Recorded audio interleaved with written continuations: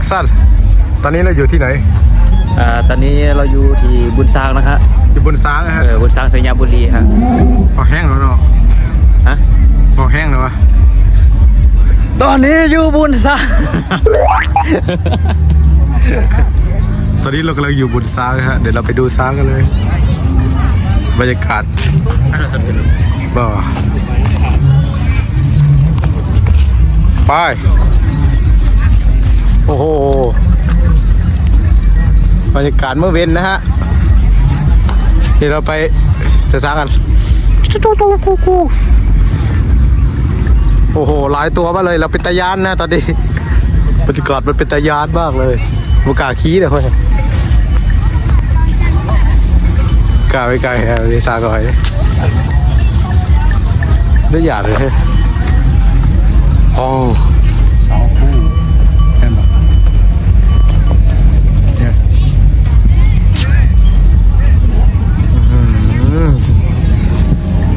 มากับนัก ตอน ร้อง นี้ เสียง มาบุญซาง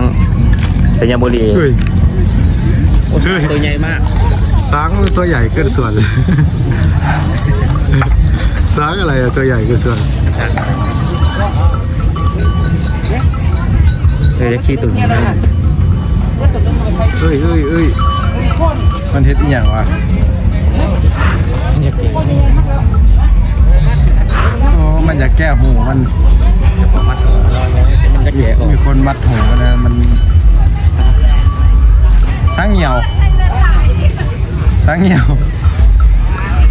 มันจะขมัดมันจะขมัดฆ่ามัน บอยากขมัดบอยากขมัดหูมัน มันจะขมัดซูนี่มันจะ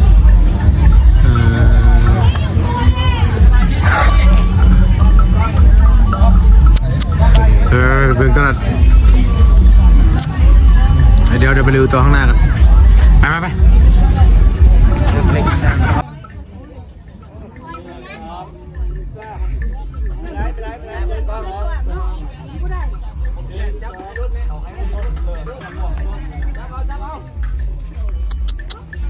ขี่สองไม่ใช่ขี่สองไปเลยบ่เฮ้ยอย่าเลยเฮ้ยเมื่อกี้ช้างร้องมันห่องเดียวเลยปะโอ้โหมากันถ่ายรูปจากสัตว์นะฮะดึงสองแอคชั่นโอเคอันหนึ่งสองโอเคถ่ายรูปโอเคสิโอ้โหสร้างน้อยมาแล้วโอ้สร้างเยอะว่ะ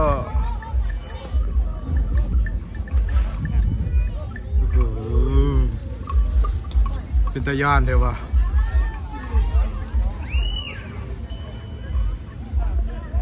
กาเราเขานะฮะบุกาขี้แล้วเขานะบัวบุขี้หยาดมาแล้วกันนะ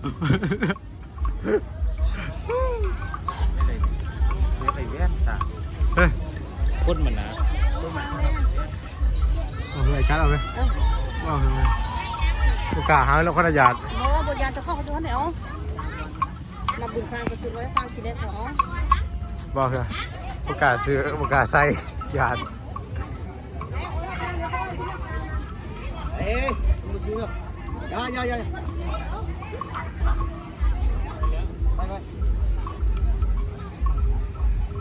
มาซื้อเราเอาดิเนาะเอาบุกาเขาแล้วเขานะหยาดเดี๋ยวคนเขาเห็นถักเห็นแน่นนะคนทาง ใช่ไหม ไปติดเชิงติดตู้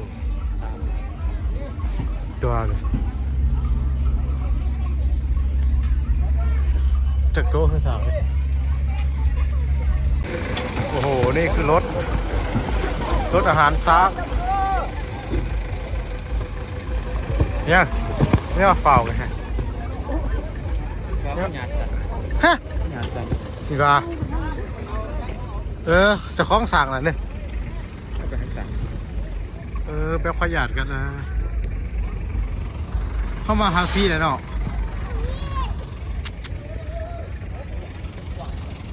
เร็วเดินไปได้เลยไปได้เลยโอ้โหใหญ่เกินโอ้โหเต็มกล้องเลยดูดิโคตรใหญ่ถ้าผมมีคนครับ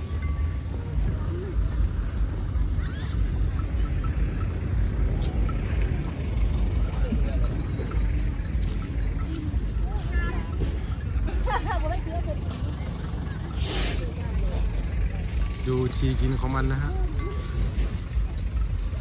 ดูอ้าว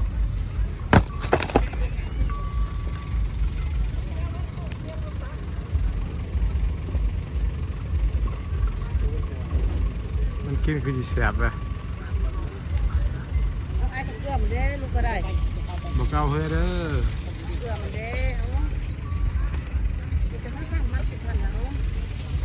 โอ้เฮีย เกลือมันได้น้องก็ได้ หยาด ถ้าบุกกล่องรถไฟทางจังที่เดียวเป็นตังค์ก้อนนะ มันมีเดียนะกินแต่อันอ่อน แกะกินแล้วหรอเลย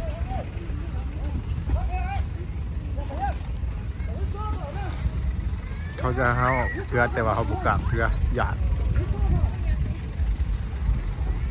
มันเป็นตะยาน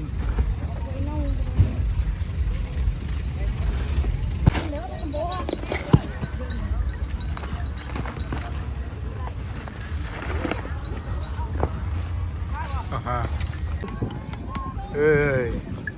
มาใกล้เข้าแล้ว กินเลย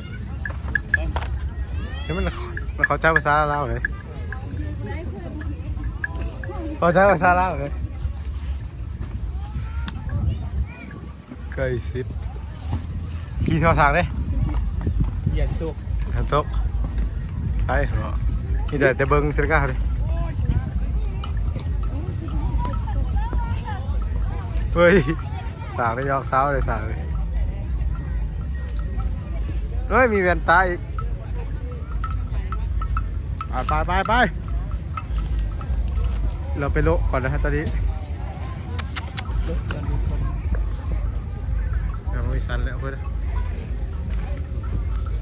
เกี่ยวกันเหรอ เซฟเฟรมอีก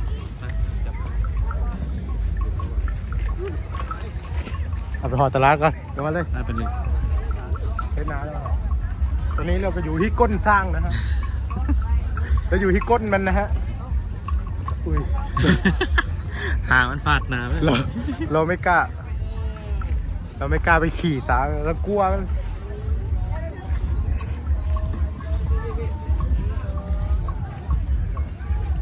กล้าจับปะกล้าจับปะจะ กาอยู่กะ กล้าจับดิ้นซนเลยกลัวตอนนี้เรากำลังจะไปโละในตลาดนะฮะไปปิดเนี่ยปิดเล่งเงากันไหนเล่งเงากันไหนเล่งอะไร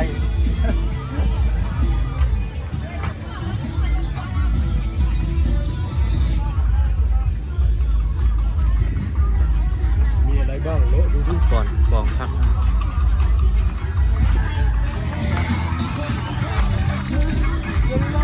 กินกุ้งไก่ป่ะ ฮะ กินกุ้งไก่ป่ะ กุ้งไก่กินอะไรนะคือแค่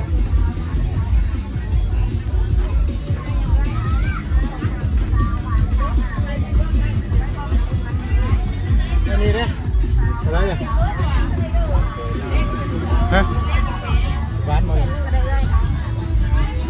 พวกนี้ตะวัน นี่ก็ได้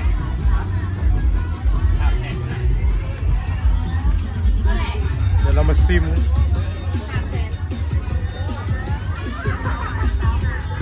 เอาละ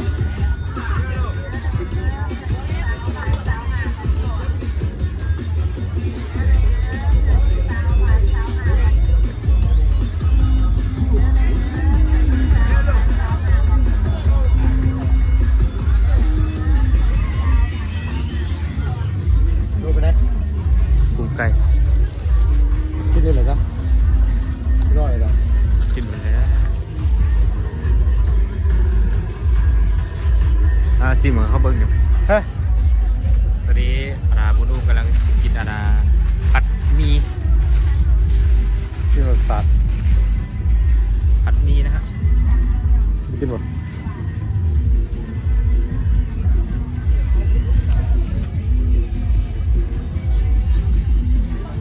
อร่อยไหม แซ่บอยู่เป็นตาแซ่บอยู่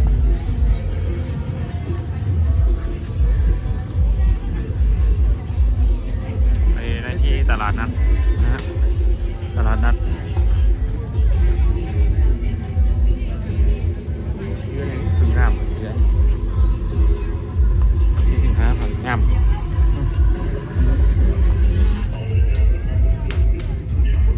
เสื้อสวยมาก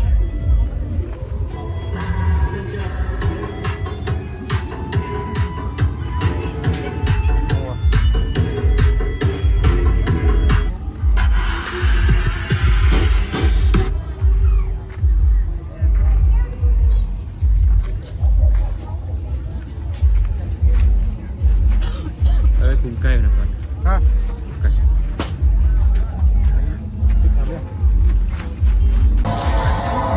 บ้านผีสิงปราสาทเดสตา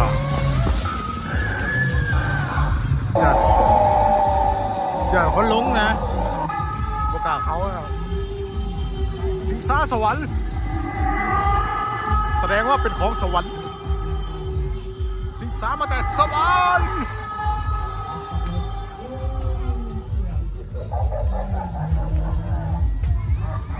เสียงกวนตีนมาเลย ได้เลย ปลากระป๋อง เอาอันนี้ได้เบิดแพ็กเลยนะอันเนาะเอาตุ๊กตากันเรียกันเลยเนาะ เป็ด เอายืมเป็นหม้อเลยเนาะยืมเป็นหม้อเลย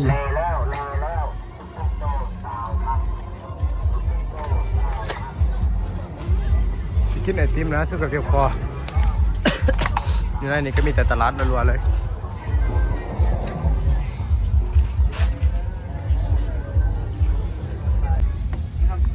โอ้โหตอนนี้เราก็โลกในมาแล้วโอ้ยวุ้นเนี่ยวันนี้เห็นเนอะวันนี้ไหนเนี่ยไปหาหบสั่งเนี่ยทำไมเขายังไม่เห็นทั้งอยู่เดินนะนี่เขายังมามิดมือเลย เก็บเครื่องนี่เหรอลูก เศร้าโหลเนาะวันนี้โอ้คักแล้วเนาะไปฮัลโหลให้ผมสั่งก่อนเนี่ย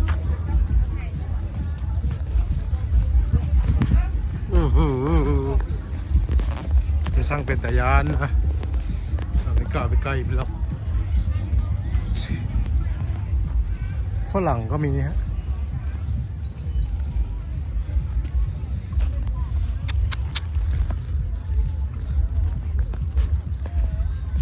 เราไม่กล้าขี่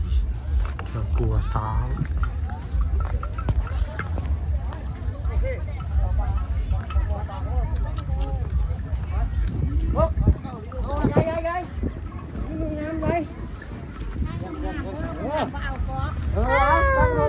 โอ้สวยมาก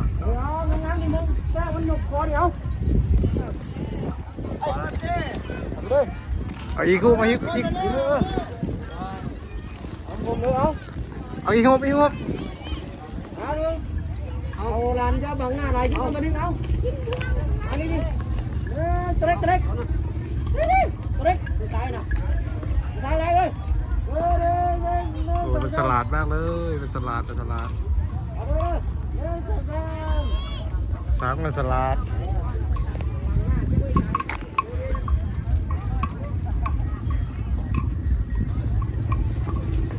ไอ้การหาได้กัน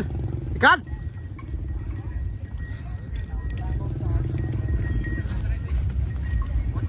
นี่เรากำลังจะกลับไปนั่งเล่นแคมน้ำนะฮะโอ้โหบรรยากาศโคตรดีนี่เราบอกใส่ป้าย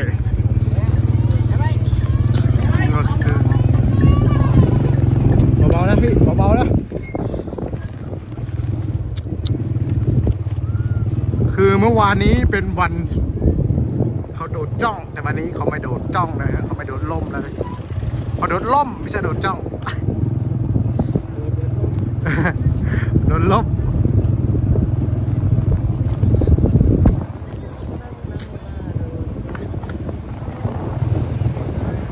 วยงามเด่นเมื่อใดมาเห็นสยามบุรีนี่ขีดทองประเพณีสยามบุรีคือบุญทางว้าวว้าวว้าวว้าวตอนนี้เรากำลังจะไปแคมป์น้ำหุ่งนะฮะเราจะไปน้ำหุ่งนะตอนนี้เรากำลังเงินไปแล้วประมาณล้านกว่าล้านบาทหลายเติมนะท่านผู้ชมโอ้โหเราจะไปตูมดู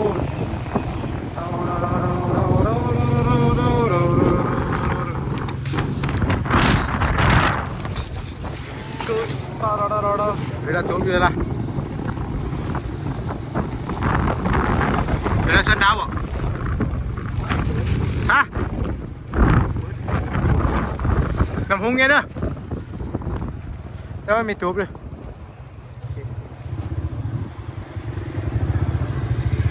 เดี๋ยวเราไปเจอกันที่ร้านนะฮะร้านแคมน้ำหุ้งนะฮะโอเคตอนนี้เราถึงแล้วมันก็ไม่ไกลนะก็ใกล้กันเสือวันนี้เรามอไซค์ล็อกปลาน้ำมานี่เสร็จแล้วนะปลาน้ำมานี่บอกเลยเสร็จเลยฮะเดี๋ยวก่อนว่าเอาไปนำกันดิดุดันไม่เกรงใจใคร Fast Ranger Raptor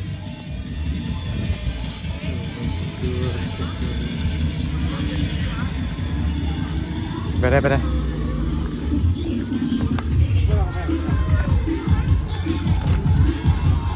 โอ้ยตรงนี้ก็ได้เดี๋ยว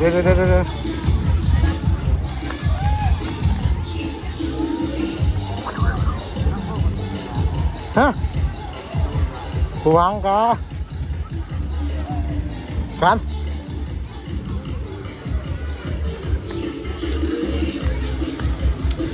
นบ่วางกันบ่วางกูได้ท้ายเลยแหละ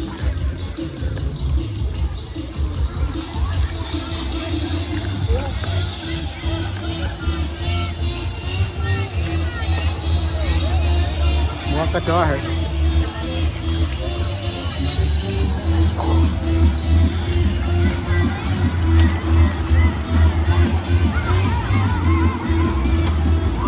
ขับรถต้องอ่านมันแล้วทีเลย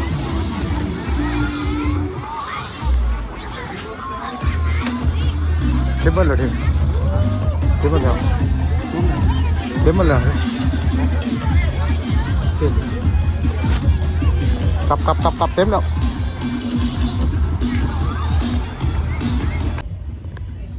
ตัวนี้เราตกตูบนะฮะตูบเต็มแล้วฮะปินกล่องเลยตูบเต็มทีหน้าเนี่ยตูบเต็มแล้วเราได้มานั่งริมทะเลนะฮะดูฮะริมทะเล ริมทะเลสาบ เราได้เศร้าตูบได้เศร้า ริมทะเลน้ำหุ้ง เราได้เศร้าศาสตร์ เสาสัตว์ เศร้าศาสตร์ขาดเขามานั่งนะฮะ แสนกีบ แสนบาทครับ คือของ ใครเศร้าให้เงิน ตอนนี้กับผู้สาวก็นั่งเบิ้งทั้งเทิงกันนะครับ ซื้อบ่ไงซื้อบ่เช้าเอาพี่ซื้อไป คิดอ่ะมันอะไรดิ ซื้อเช้าบ่เป็นอ้าวซื้อของกูไปไหนวะ ที่ไหนมึงเห็นดี ผู้สาว